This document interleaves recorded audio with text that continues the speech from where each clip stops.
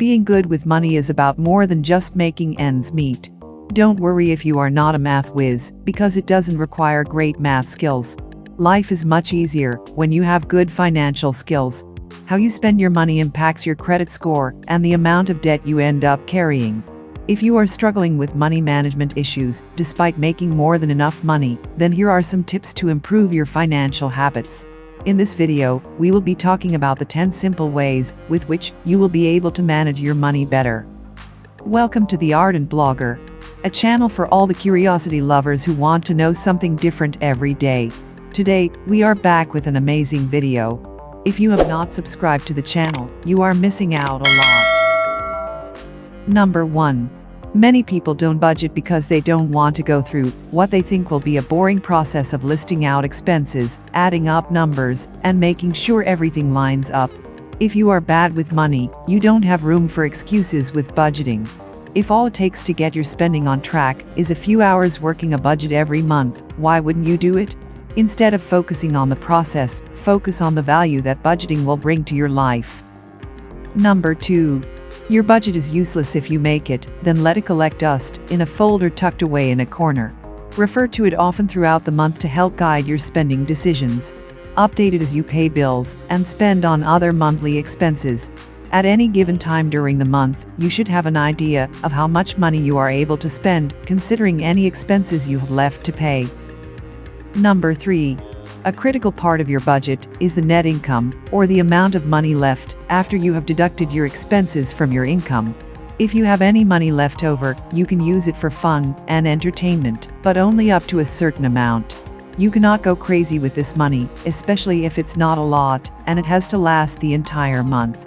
Before you make any big purchases, make sure it won't interfere with anything else that you have planned. Number 4.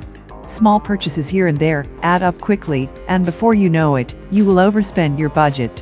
Start tracking your spending to discover places where you may be unknowingly overspending. Save your receipts and write your purchases in a spending journal, categorizing them so that you can identify areas where you have a hard time keeping your spending in check. Number 5. Just because your income and credit qualify you for a certain loan, it doesn't mean you should take it. Many people naively think that the bank would not approve them for a credit card or a loan they cannot afford. The bank only knows your income, as you have reported to it, and the debt obligations included on your credit report, not any other obligations, could prevent you from making your payments on time.